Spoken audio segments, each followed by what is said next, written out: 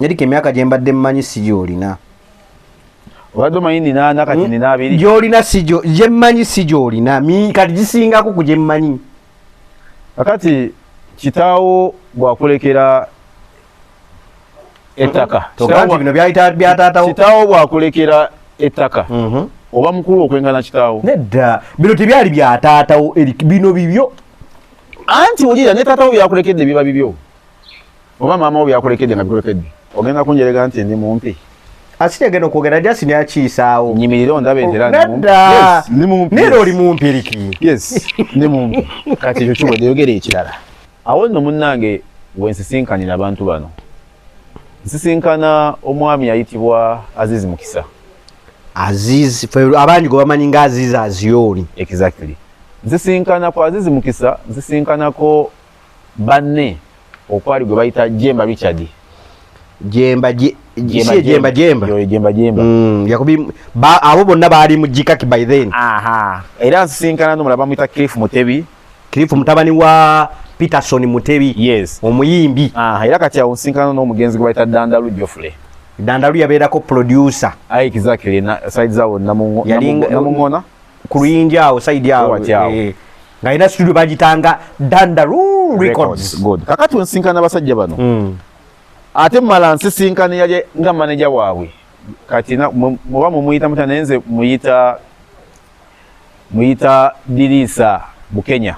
Bana kateka waka milioni. Something funny comes up. Kamilioni agamba yani yatade wako ono.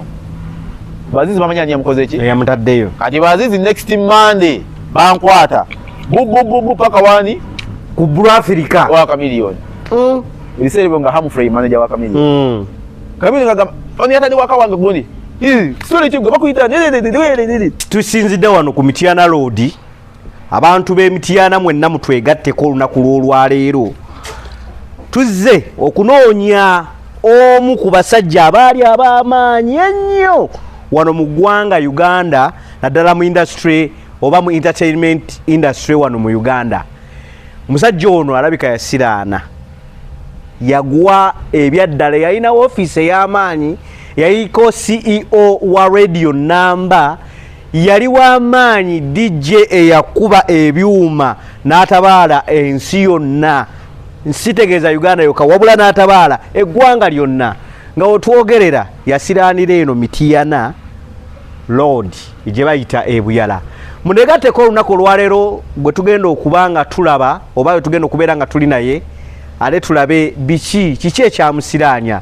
Lwaki ebisiraani by'abantu be bali mu kolima bebagamba mbu yababba ennyimba zaabwe n'azibba bye bimukwatako okubanga yadde eno Mityana oba nedda.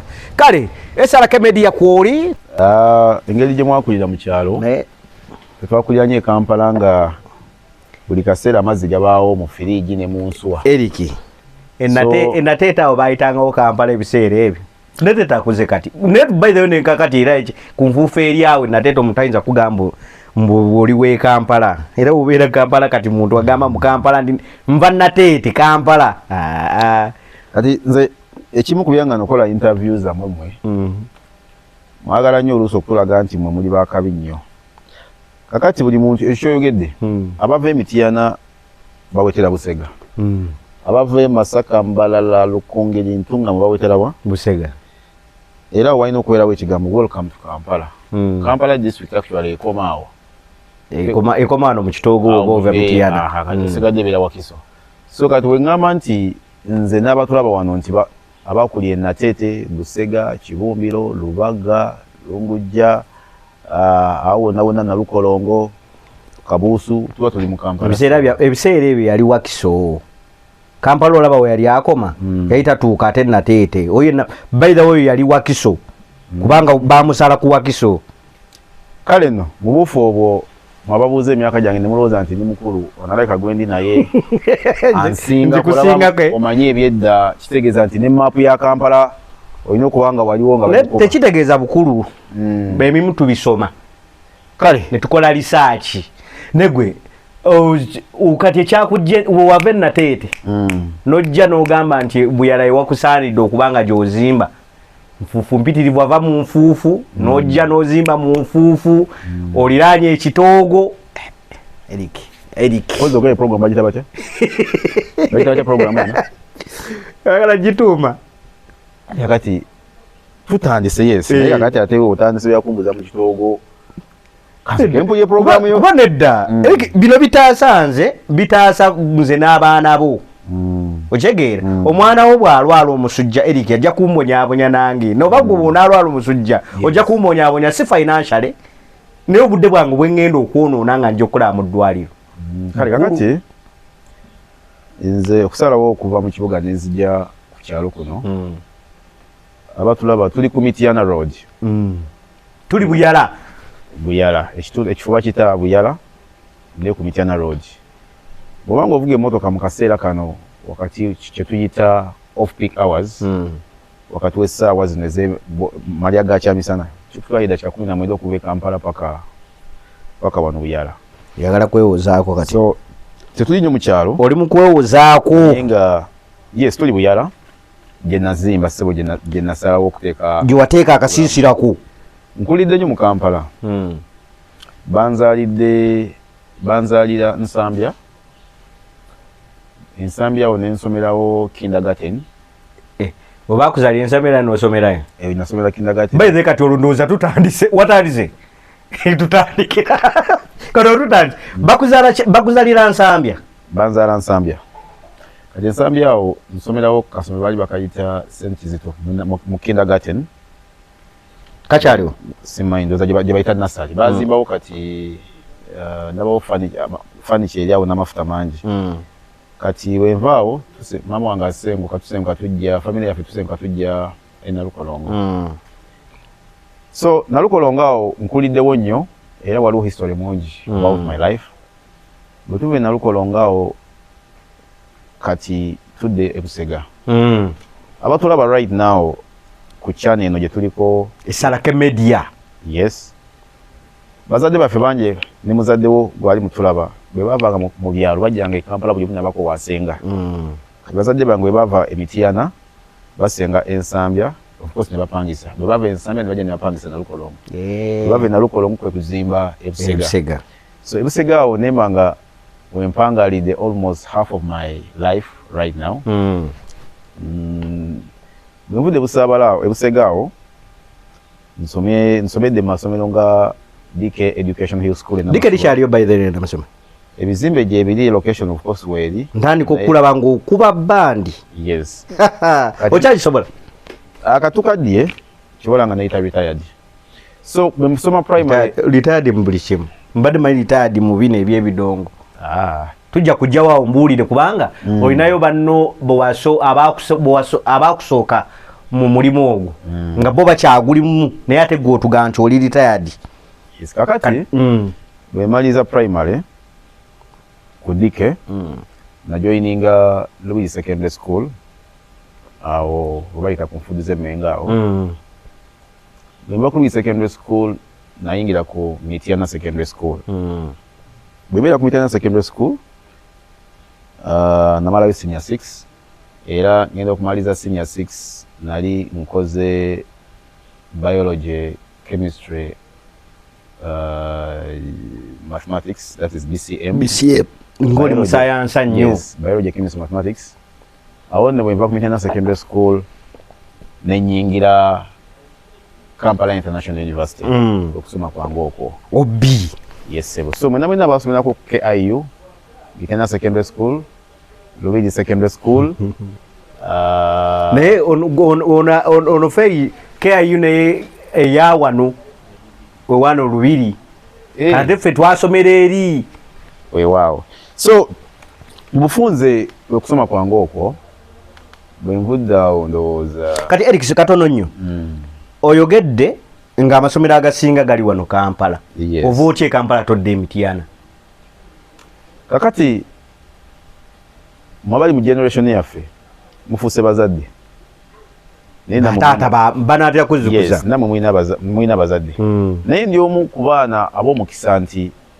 maama wange buli ssomero linayagalanga okusomeramu yampa chance nendisomeramu bwe namugamba nga nti njagala kusomera kulina essomero ng'anoonya ssente zonna alabe nga nsomerayo so nze bwe mala primary mama inamugamba njala kusomerako ku Lubiri SS era nantwala nensomerayo nemalirayo O level bwe navaawo ne mugamba njala kusomerako ku St Mary's College Kisubi oba ku Gombe SS oba ku Mityana SS oba kusomera yita Mwiri College Mwiri yejinjeyo ge masomero ge nanjagala okusomeramu kati because namuwa 4 choices yalondako ye Mityana era nengenda ndozala olwakimba mu Kampala yes sir.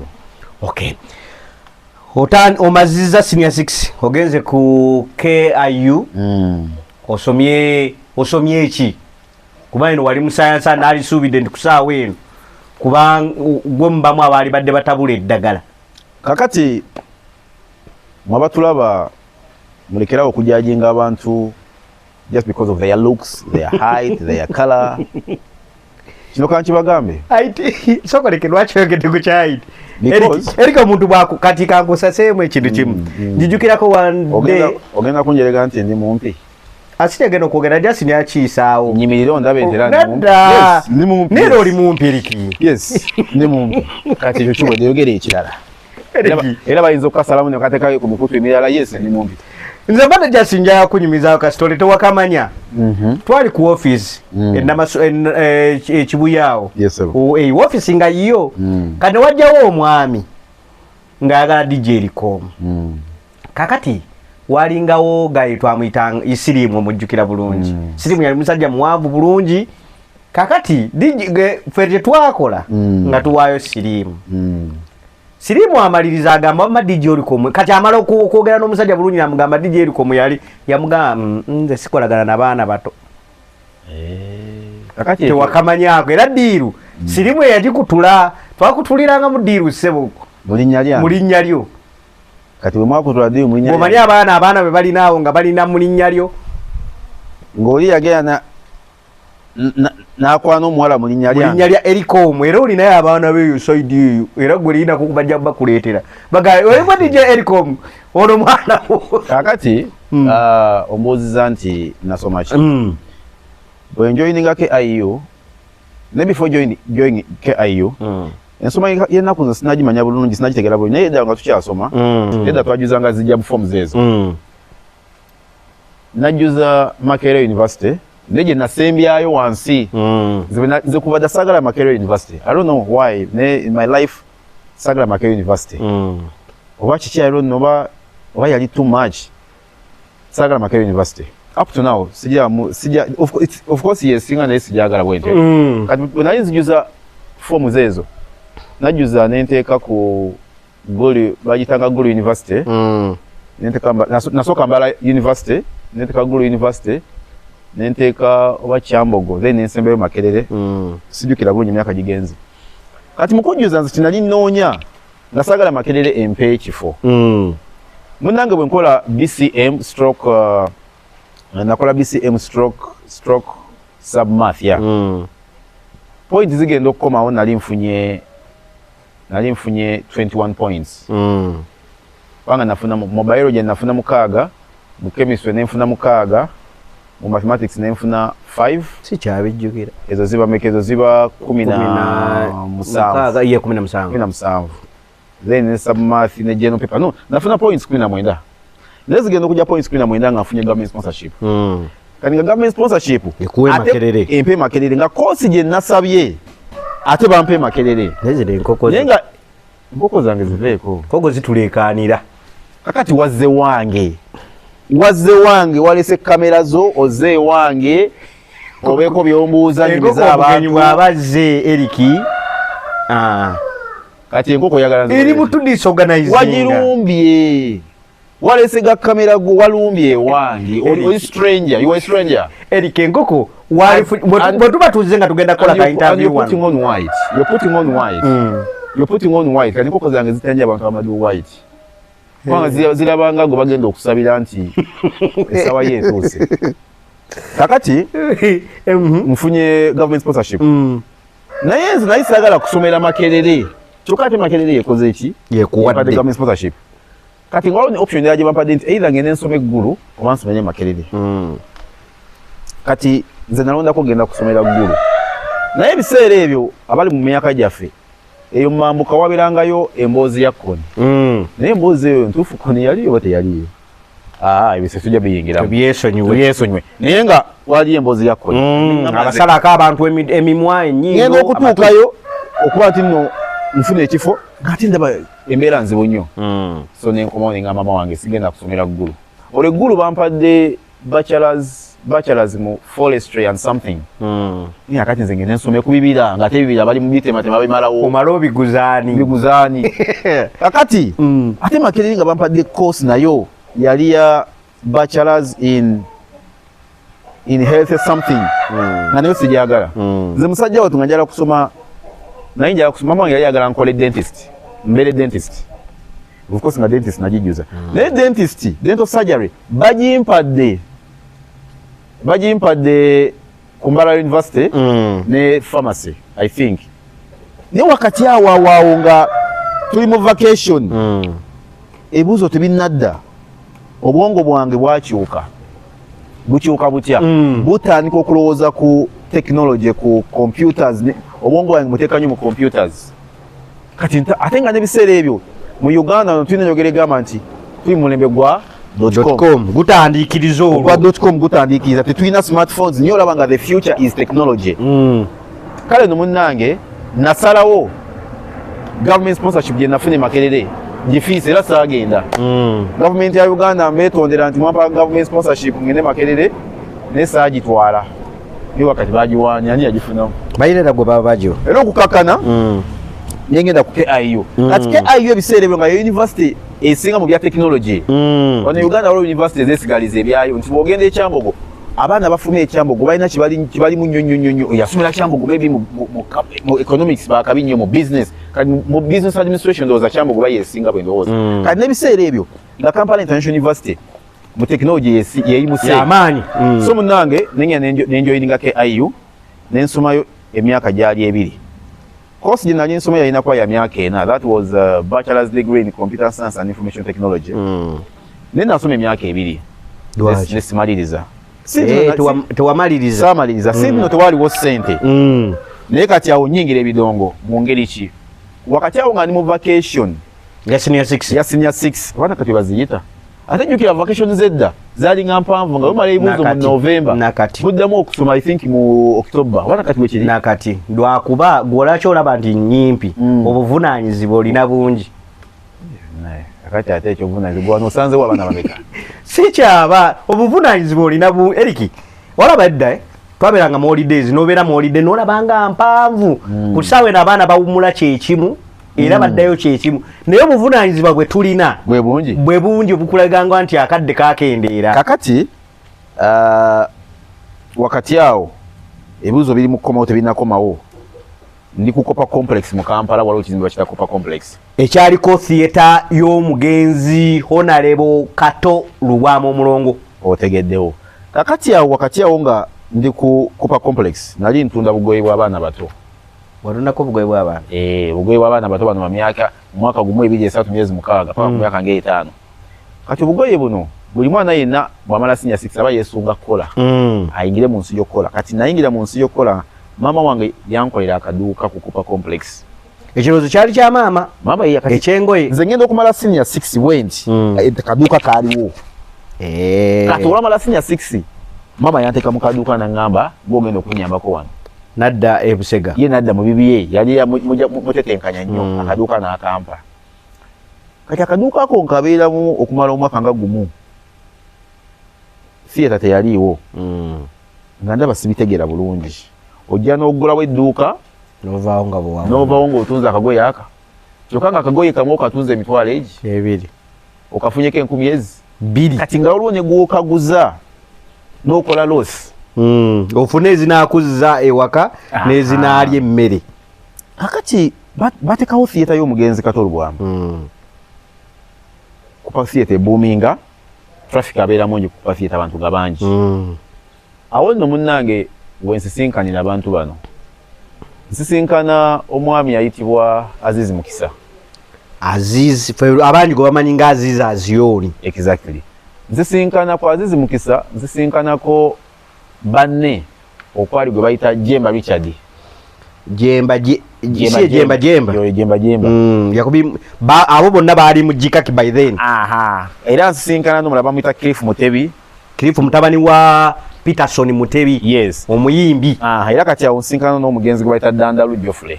Dandalu yabeerako producer. Exactly. Side zawo namungona. Kuluyinja awo side awo. Nga ina studio bagitanga Dandalu Records. Good. Kakati nsinkana basajja bano. Ate mala nsisinkana yaje nga manager waabwe. Kati muba mumuyita mutanenze muyita Dirisa Bukenya. Owa Budiru Media kusaawe eno ye manager wa Shiba Kalungi. Budiru Media. Kakati abasajja bwe mbasinkana. Balinga bagenda nnyo mu theater nga bakubirawo nnyo ebidongo buli weekend. Naye wantu owabeeranga akaduuka kange muwulirize engeri gye nyingira music. Akaduuka kange we kaali kafeesinze wano nga bwendi. Luno oluguudo baluyita Beni Kiwanuka. Kati awaliwo ekizimbe ekiriko Kasiwukira Studios. Bakiyita kusali bakiyita Nkyerabidde naye Kasiwukira eri awo nga kyateeka buli muntu wagenda mu Kasiwukira Studios alina okulaba ku dduuka wange ayitaawo kyateeka alina okundaba ate n'omuntu wagenda mu Cooper Theatre by all means ayitaawo kitegeeza nti abayimbi bangi bakolanga ki bayitangawo kati ate nga neighbor wange wano nga nsobola n'okukola bwe nenzigulawo oluggi lwe yalinga omusajja eyayimba oluyimba nkaaba mpola bamuyita Travis Kazibwe Dr. T gumuyita Dr. T nze nomuyita Travis Kazibwe kakati wano wabeerangawo Travis Kazibwe gumuyita Dr. T nga waliwo office yaabwe eya bagiyitanga band something Eagles no bagiyitanga something band yalingamu Betty Mpologoma Martin Yangume mulimu Cats, not Cats band. So, abayimbi bangi ababeeranga wano. Nti Cooper Complex weggulawo. Bano bonna bajja ne bateeka no business ne bansangawo. Kati Dr. Tigo nze gwe mta Travis Kazibwe naggulawo office ye etunda publishing music w'abayimbi. Nemba nga ndi wakati awo. Kati nga buli kaseera nga bagende wakasiwukira abayingira mu Cooper Theatre abajje wa Travis Kazibwe. Okitegedde. Kati nga Travis Kazibwe abagala omuwandiikira ennyimba nga ne Silver Kyagulanyi wa Beesinga olwo bamaze okuva ewakatolu bwama bavuddeyo kati gwanoonya Dr. T Martin Yangume Travis Kazibwe Betty Mpologoma n'abalala bangi obasanga wano kakati Cooper Theatre eri wali Kasiwukira eri awo kati olaba bwenyingira mu music kakati ebiseera ebyo nkyatunda bugoye ebiseera ebyo tuyina essimu ze bayita polyphonic zitandise okujja naye saagira bakeeyo wali nga mu kyalo ekyotera ewammwe Eric tukkirize yes towagira abakolo ensonga wali mu kyalo wulira omanyi saagala oleeta ekyalo kyo kufa abadde Eric essimu eyo saagira bako because wali mu kyalo essimu gye nasooka okulaba tokigaana wali mu kyalo kale kati neno ogiraba kati neno oyinza okugamba nti ewammwe ekyotera tebangayo eyo gyeri kati nze official phone yange nange njirina yensonga lwaki onkubidde kwenu kati wajja batagiraba nkuba bombakira shegede bulungi nkutumiddeko muganda wange era bwemba bobu kakati ebiseera esimu zabata polyphonic zize polyphonic yetya omulabi agiraba polyphonic yalinga nti tugeze yeeno ng'oli wakubira eyaka obutaala muno bu disco light muno era nga okuyimba kwa yakayimba tekaatula mu bigambo naye nga owulira nti eba ekayimbye ebanga akuba ennanga ze bayitanga polyphonic phones ezo era esimu ezo muganda wa kamiyoni gwe bayita Humphrey Mayanja omugenzi basizireetanga era enkoko ziri ekisubi kyange enkoko zino kuko ziri mu kulya kisubi kyange watugambye tuli waabwe waazo ziri mu kulya kisubi kyange ate ziri waabwe waazo zireke ziri ebyewoobwe waazo kakati enkoko ezo oluusi nazo zinyiiza bannaye tuvala nadde nkuganja ati sitozisibe kuba zibali zituleekaane nga zisusse kakati essimu ezo bwe zijja ebiseera ebyo mwe gye muyita Airtel baali bagiyita Zain kozi from Zain Africell nedda nkugamba bwe nti kati mugiyita Airtel edda bagiyitanga Zain kati even before Zain bagiyitanga Celtel kati bweva mu Celtel eyingira mu efuka Zain kubanga mu Celtel yali 075 kati bwe tudda mu Zaini bigenda bikyuka bajongerako katu neba 075 tu efuse Zaini bweva mu Zaini kaneda mu Airtel mwejimita Airtel kati biseera ebyo aba Airtel bayagalanga nnyo ba distributors ba agents kati nyingira Airtel namukwano gwe bali mu Robert Kigobe kati ali mu America anyingiza Airtel ajinyingiza tanakuba esimu ku customer care ya Airtel nga bwe nkuba mfuna chance Robert yakola ki yakwata ate nafuka mukwano gwe kati ali mu America twafuka ba Luganda kati Robert yangama Airtel egenda kola bwe tiyingira Airtel nenyingira Airtel bwe nyingira Airtel akaduka kali kembagambe kentandika nako akali ku theater nkagalawo byonna ebirimu bitunda goodwill nenyingira mu Airtel bwe njibeeramu nafuna ebintu bibiri edda twalina enkola bweti nti esimu yange weddeko omuliro kwata 10 onkyagingire nompa 10 kakati we nayingira mu Airtel omwo mu kaduuka kanke nyinyiri akasente keyongera yali anyuka n'omutwalo nyuka nagumu kitundu tandise okulaba ku sente awo kati bazizi badokita ti babeti mpologoma omugezi mati nyangume esimu zaabwe ezaggwangako omuliro nga bagamba tukyagingireko kati nga mukukyajinga okola bwoti ompa Nokia yo 3310 nelinda ke simu ezo nziyina 3310 charging esimu ezo nziyina kanzi baletereko muzirabe sokolite simu ezo neri gundi yennyini esimu nziyina ezo nchiwa banji mu generation yenu oli eyo esimu eno ogimanyi oba eno ogimanyi ate eno nchiwa banji abali eyo temuzirabangako yabaffe manya kige baziyitanga tuzimanyi ne munnaffe gwe tuli naye ze simu zakyakwata zino emu terina nakasaanikira DJ Likomu zino simu zikyakola kakati ndi kukupa complex ngawe gamenti ndi mu Zaini ntandise okuba nti nno nyingirire by'amasimu era esimu eno gye mulaba abatulaba owa kamera jajje balaga yiyo ene simu ya Nokia twagiterangako wano epesa mbonyiga wano era ene simu nga eryando likola bwoti n'olijjamu izo zezimu ku simu ze nasooka okuba nazo mu bulamu bwange kati eno baali bagiyita 5110 Nokia 5110 eno Nokia 3310 eyagulanga sede mmeka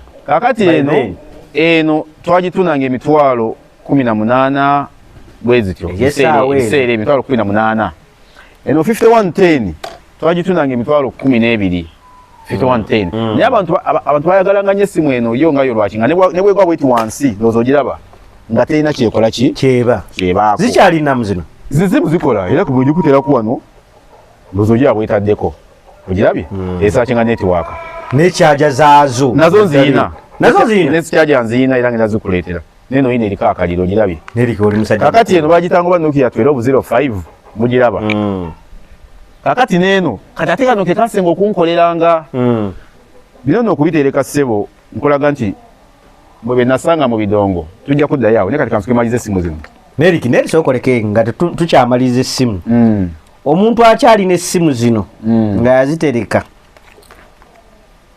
nerika emyaka gye mbadde mmanyi si gyolina obadde omanyi nina nakati nina abiri gyolina gye mmanyi si gyolina kati gisingako ku gye mmanyi kakati kitaawo bwakulekera ettaka kitaawo bwakulekera ettaka oba mukulu okwengana kitaawo nedda bino tebyali byataatawo bino bibyo anti olira ne taatawo byakulekedde biba bibyo oba maama wo byakulekedde nga bikulekedde era zino baseba abatulaba ne bannyabo zino yazeegulira ku ssente ze ekyo no kiraga nti ali musajja wa kabi kakati bwe nyingira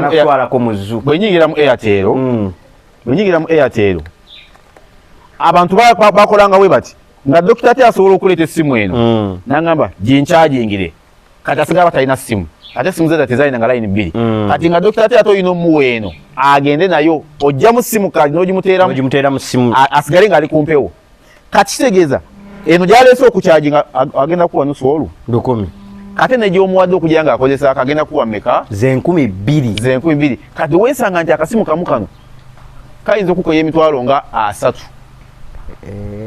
bwe bakakozesa bwentyo kati olaba nti abayimbi batandise okuneeyunira kati omuntu anyingiza ebidongo yali Budiru Media nze muyita Budiru Media nemwe munga mumuyita Yedirisa Bukenya manager wa Shiba kati kakati abasajja abo bafuna olugendo bagenda e Denmark jekati bandi biseera ebyo bagane Chameleone ebiseera byenjogererako Chameleone alina ennyimba zino achakulia shida za dunia mawuko na mawuko alina mawuko na mawuko kipepeo okitegedde bagenda e Denmark abavubuka bano bakomawo nkolaga bwenyingirira music bagenda e Denmark bajjaka kibandi mulimu Aziza Zioni Dirisa Bukenya Dandaluo Mugenzi bagenda e Denmark bwe bakomawo olwokuba twali ba friends bakomawo n'ebintu bingi ebiseera bwe twalina kye tuyita floppy disk mwe batulaba kati ndowooza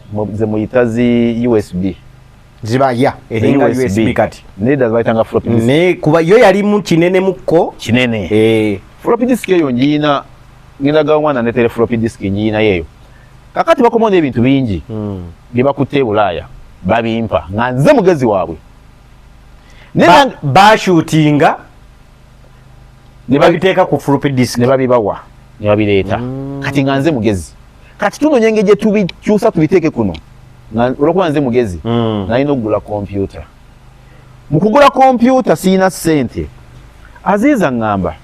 Aziza Ziona ngamba naye kati gwe muvubuka gwe oli mu bintu by'amasimu twakusanga oli mu byangoye dda mu bya music bansikiriza kati nyingira music ngula kompyuta yange ekola ki esooka onjagala muwulizewo bulungi mwena abali eyo omuntu wabanga akoze ekintu ekirungi mu bulamu bwo newaba akoze ekirungi kimu n'akola ebibi 9 tomukyawa nnyo n'ekirungi kikole ki kijjukiremu kati awo nno waliwo omukyala bamuyita Aliga Diana Awate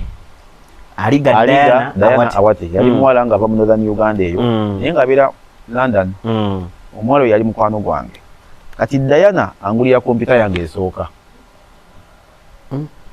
naye Diana oyo yalina erinnya lye eri kugamba nga namanya Aliga Diana Awate gaali mannya ge naye nga erinnya lye ettuufu yali Aliga Diana Mase Aliga Mase Diana kati Awate yali ya family Aliga Mase Diana angulira kompyuta yange ne kompyuta yagingulira atya yali just online friend mwaite mulabagananga ne tuba mu online friend ne twedating ebyekivubuka ebyo kubanga naye yali yakabeera Bugeza ndoze emyaka nga 6 ate nga tuli myaka gyagimu by then kati Aliga angulira kompyuta mugambye owa njala kutandika kusala music naye sirina kompyuta ko yingiza gikugulira oyo Aliga Diana Mase angulira kompyuta ampereza ssente ogigulawa nzijukira yampereza emitwalo 7 bampereza emitwalo 7 nagenda Kampala Road waliko omuvubuka nga naye mugezi bamuyita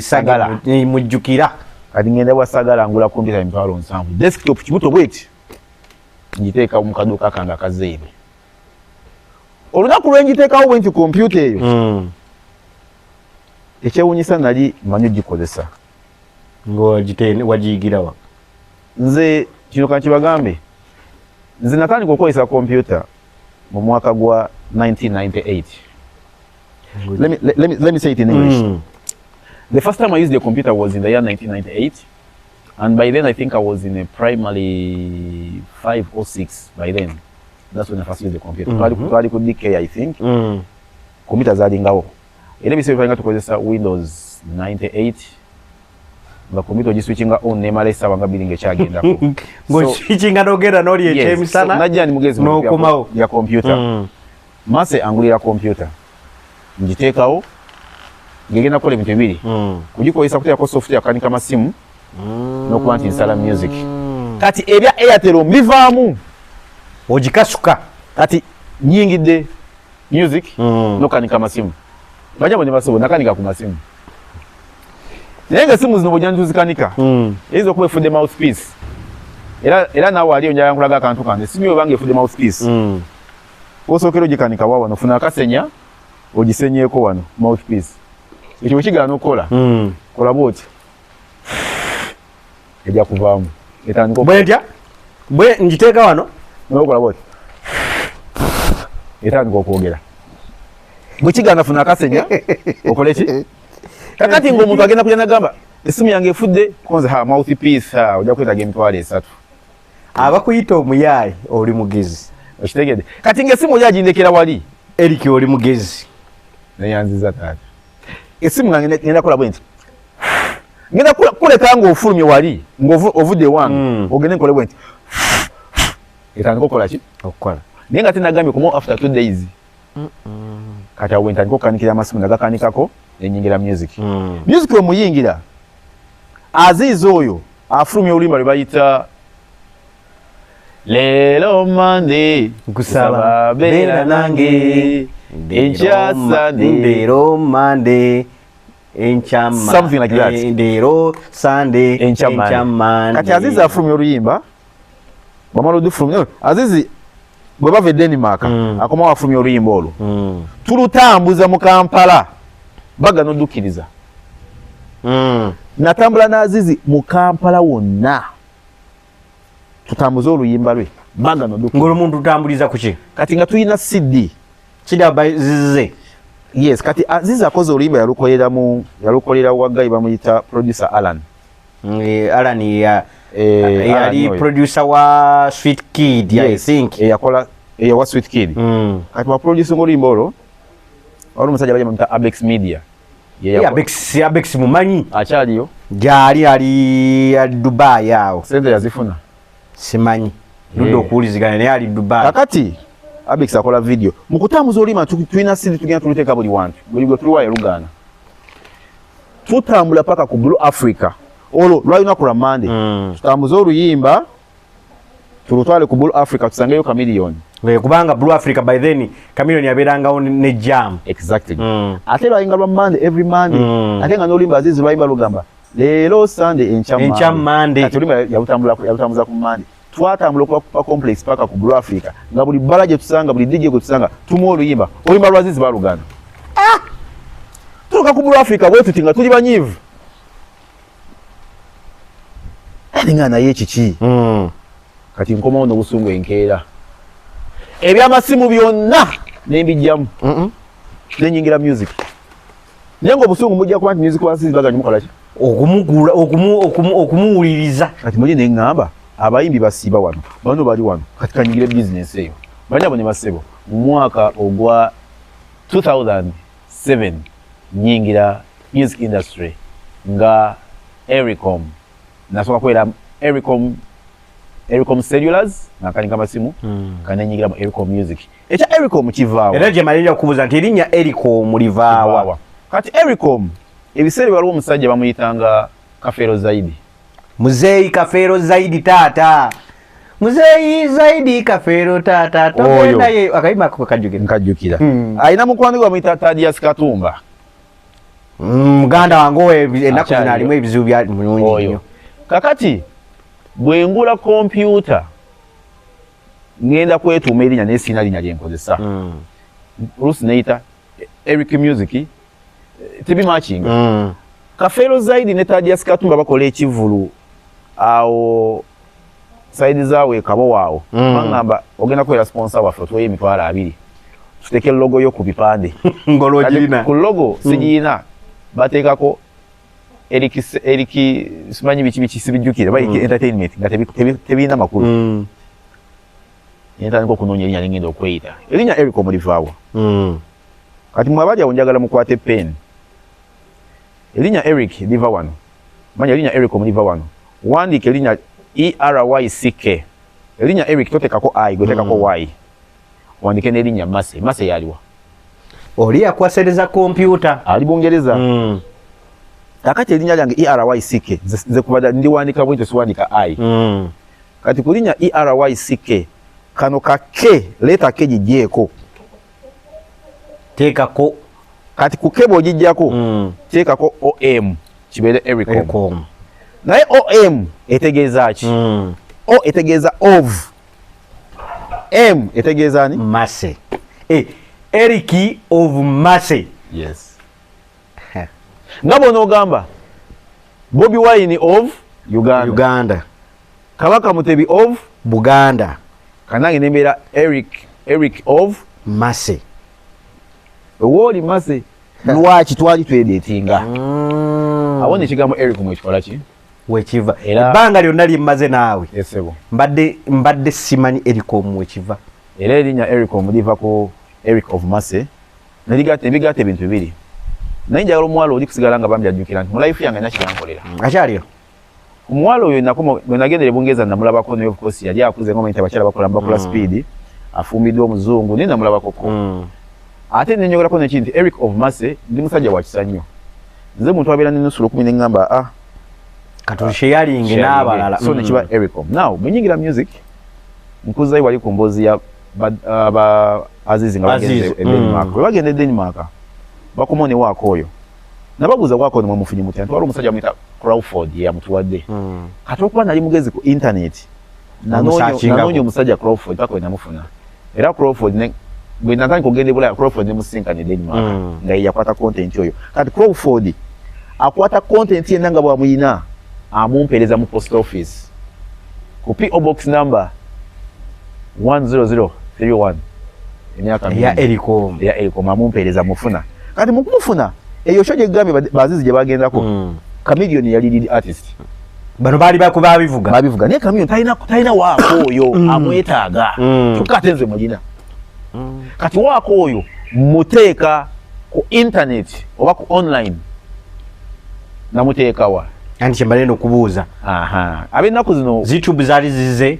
Kati saawa zino tuli ku YouTube channel bagita SRK Media kwe tuliko mutulabira. Naye edda emyaka egyedda mu 2007 2006 2005 waako oyo twamuteekanga ku mukutu gwe bayita myspace.com. MySpace gwe mukutu ogwabeerangawo. Now this current generation doesn't understand what MySpace is. Tebabitegeera omubuuza MySpace kyekiwa. Kati waka twamuteekanga ku MySpace. Ne ninayo ne account ne charge. Kati MySpace okwo ng'abantu bafuna waka.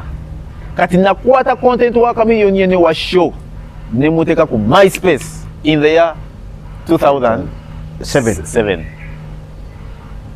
No, in the year 2006. 2006 now. Bana kateka waka Chameleon.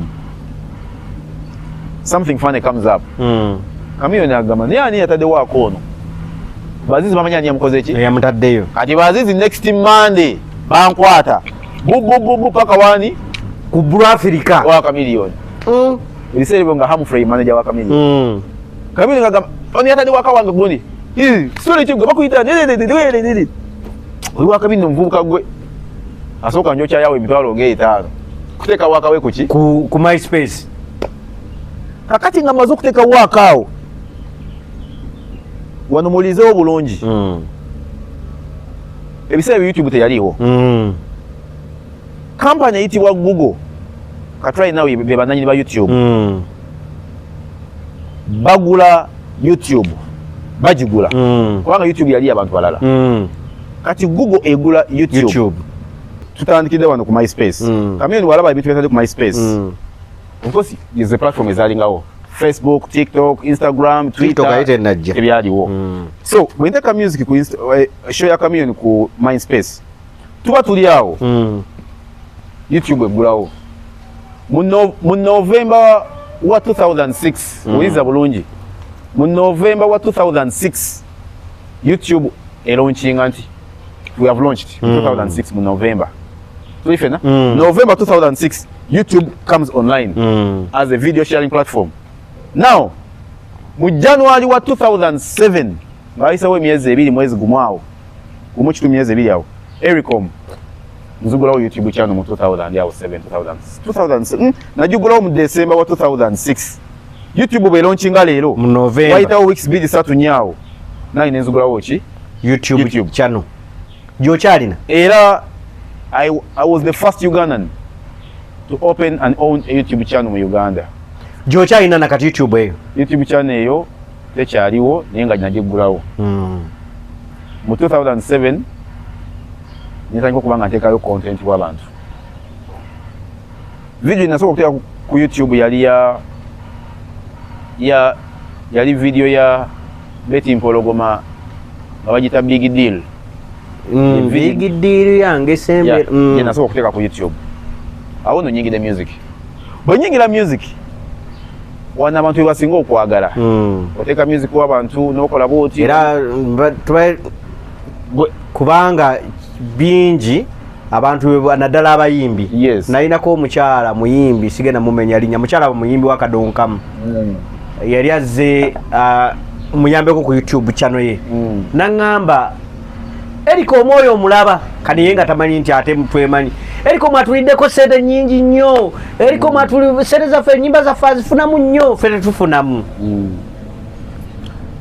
olwokuba nali mu ssaako y'abayimbi ng'omuyimbi wajja wali ewakasiwukira okutunda music andaba bwe bajja wano ewa Dr. Tiba andaba bwe bagenda mu theatre bakola ki nakulaba kati abayimbi baatuuka ekiseera nga ebiseera buli muyimbi anoonya breakthrough buli muyimbi ng'anoonya kuba nti no music we atuuka wala kati ntandika okusala music mwe kyemuyita okusala CD ntandika okusala CD mu mwaka gwe gumu jjukira nze nsoose okugulawo YouTube channel mu Uganda content muteekayo naye abantu tebabimanyi tebitambula ntandika okusala music mu Uganda olwokuba nali ndi best mu Kampala kyanyanguyiranga nnyo okuba nti abantu mbeera center of music kati ng'omuyimbi bw'aleeta albamu ye agimpako copy naŋŋamba albamu yange yiiyo olwo omulembe gwa tape guweddeko tape nga zifuluma zigenda zikendeera CD ziyimusa tusala CD ate tape zikola ki zifuluma naye nga ne tape bakyazigula basi abamu kati nze nyingira mu mulembe gwo nga tape zivaawo CD zijja kati omuntu nga bajja ng'ayagala CD tumuteerako audio CD tumuteerako ennyimba 12 audio CD naye ng'ennyimba ezo zivaawa ng'omugezi Martin Nyanguma asobola okukwata CD ye yonna n'agikuwa ogisave ogiteeke mu kompyuta yo nga kazibwe kapo oyo gwe nsinga okujjukira ennyo ng'agenda kuleeta albamu ye yonna agikuwe Abdul Mulasi bw'anaafuluma albamu bw'anaaba agenda wali mu kasiwukira bw'anaaba afuluma bw'ati ajja gikuwako kopi lwaki baatuwanga music waabwe because bwe baagendanga okuperforminga somewhere baasalanga CD nga gye bagenda mu byalo teziriiyo ate olwokuba nabeeranga kukupa complex nga buli weekend omugenzi Katolbwa aba ne shows akyaza abayimbi omuyimbi ava ewaka najja nagamba CD nja gisanga eyo wa Ericom era omuyimbi ng'akuya nagamba Ericom nsalira CD awo nzija nina show nnya nzija lwaki tubasalira CD ng'omuyimbi aba alina show nnya mu kiro kimu bw'amala okuyimba CD gye yawadde DJ tagijjayo eba ebuze kati alina okuba ne CD nnyingi kati abayimbi bampanga nnyo music ne musteka ng'olinga ekkuumiro lya music waabwe ndi kabada ya music ogenda okulaba nga music yaweze buli muyimbi ng'akuwa music n'omuyimbi w'eggulu n'owe Pakwach n'owe Lira n'owe Mityana music nga bamukuwa omutereke because bajja kuba bamwetaaga era olwaleero osanga omuyimbi nga alina n'oluyimba lw'atalina ewuwe naye nga nze ndikola ki luyina awo nno wentandikira okuba nti nyingira music nkuzzayo wali we nagambidde nti bwe ngenda ku KIU saamaliriza kusoma lwaki bwe nayingira music yatwala obudde bwange olw'ensonga lwaki eno ndi ku KIU nsoma ndi mu semester kyokka ate wano baneetaaga okusala CD nga mu kusala CD ngenda kusala CD 5 nfune emitwalo 10 ate nga tuition wange wa mitwalo 9 kitegeeza nga singa buli lunaku nfuna emitwalo 10 mu mwezi manyi n'emitwalo ameka 3 kakati mmwe abaasoma nga mba sina kye mbaagaza era we natandika okudoojinga nga lectures nja okulaba nga 10 buli lunaku omwezi oba olina miliyoni 3 omwezi manyi na miliyoni 3 naye nga bwegambye nti leero okola 10 ekya n'okola 5 kati era nga mwezi gugako ng'olina akakadde ate nga akakadde kotwala ku university kati natuuka ekiseera ningamba ki ekintwala ku university okumala okusoma byensoma okufuna ate ntandise bifuna era nensanga KIU simaliriza degree yange mukama nannyamba bwe nagenda mbeera wakabi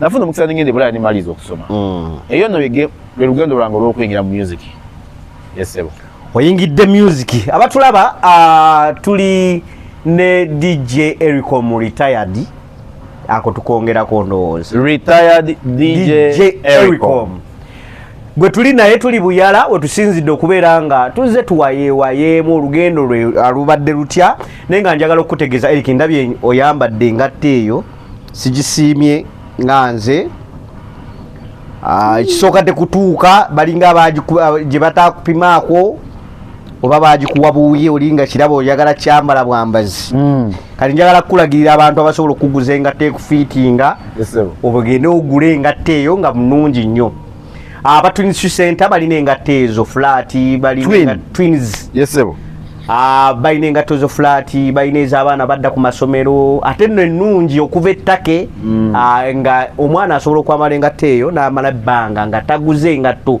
abamu bazikuwa bukowe ne bazitudde bazikomyawo nagamba waayo omwana engatto yamufunze naye n'engatto yekyali nnamu tukoze tutya nayo bakikola gwoba olina engatto yo nga nayo omwana amufunze bufunzi naye ng'ekyali nnamu naye ogireeta ne muteesa n'akuwamu omwana gyendala gy'asobola okwambala either n'omwongerayo banaakwongerayo aba Twins Center basangibwa nno Kyengera saako ne Nansana Twins Center engatto bazijjawa balina engatto okuva ettake India nenga ngatto nnungi tebalina ziva Uganda wano eza Uganda mweziri okusinziira kubanga buli muntu alina ekyayagala naye nga mweziri nazo nenga osobola okufuna engatto nga kati ekyakuleese kujeerega ngatto zange njogeddeko bwogezi Eriki nakulagirira wantu watuufu osobola kugula ngatto aba Twins bayinza okumpa jali bwe neegezaamu nesobola nyamulayo myezi ngeri oba sole tegwerera tujja kiteesaako tulabe nja bagamba tulabe oba bakisoboka naye kati tokyali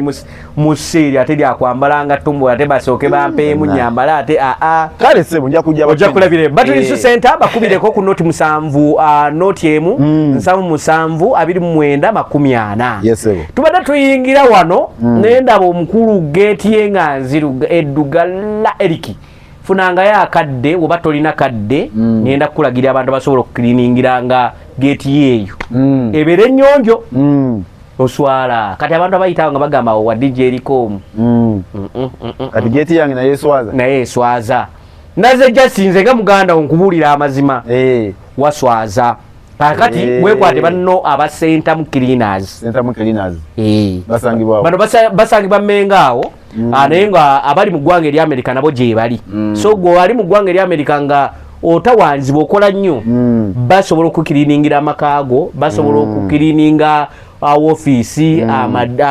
amazikiti churches we bali nnyo okubeera nga bakiriningira ebifo bye byonna entebe oba olina entebe zo ng'olaba zitandise okuddugala bayite ba Center Cleaners baziri ku noti 782767910 bebanafa aba Center Cleaners so mbasaba mujje wa Erikoomu wano wo mujje mulongoose bulongoosa mumale mugambe mpa sente banamba offer ekyo njibawadde bajje bakiriningire kale kasenda manjifunye bajje bakiriningewo ebisigadde babimbuuze kale wetukomye ne DJ Erikoomu ono oba lita DJ nga tumaliriza olugendo lwe ayingira atya music era n'okusoma amaze okumaliriza Eriki awo maliriza kukupa awo nze nina we nakumanyira ku Ntebe Road kubanga nze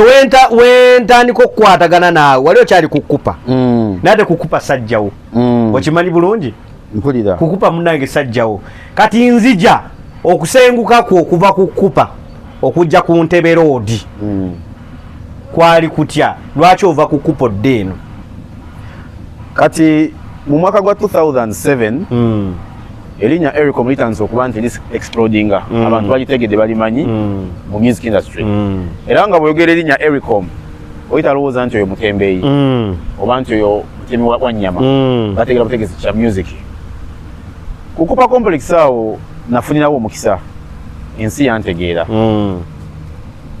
naye ngenda okuvaawo n'obwa DJ mbutandise jukira nyingiddemu ngaali mu music atunda music adistributinga music wakati awe badde nzirako nti obwa DJ buno bujja butya kati mu 2007 nga gwako ngenda ku Ntebe Road awo waliwo club agitanga Club Votes awo ntandise okubeera DJ abantu benzijukira ebiseera ebyo abalinga nga benyinza okugamba nti baali bakyali bange ebiseera ebyo twabeeranga awo walingawo ennaku zino mwami gwe muyita Brian White ate naye bwemityana eyewaffe yomu kwe balinga bakyali bangawo nga bwe tubeeraawo nyingira obwa DJ era nakubeerako mu Votes omwo naye bwe nakwira mu Votes omwo nze neewa emyaka 10 bwalo yingira ne ngamba nti ebidongo bino ngenda bivaamu emyaka 10 singa emyaka 10 giggwako I will retire mbiveemu kati kyali wange omu baali bamuyita Nsereko yalinga mukwano gw'omwami omu bamuyitanga Kiberu Kiberu oyo nakati mukubi wa bidongo mukubi nakuza gwe muyita DJ Shiru. Yes, kati Kiberu yakubanga ebidongo era nga wakabi bana omusajja omwe respect ayina ebintu byaleeta ebipya mu entertainment ya Uganda. Nene nzijukira nti omwami oyo nze bwe nali ndi mu primary ku DK ate omwami oyo be bajja ne bakuba ebidongo ku P7 Rivers Party yaffe. Tukubiyewo nnyo. Bwe nali mu P7 nga tumala tuli ku P7 Rivers Party. Ku Rivers Party. Mwami Kiberu n'omusajja bamuyitanga Rota.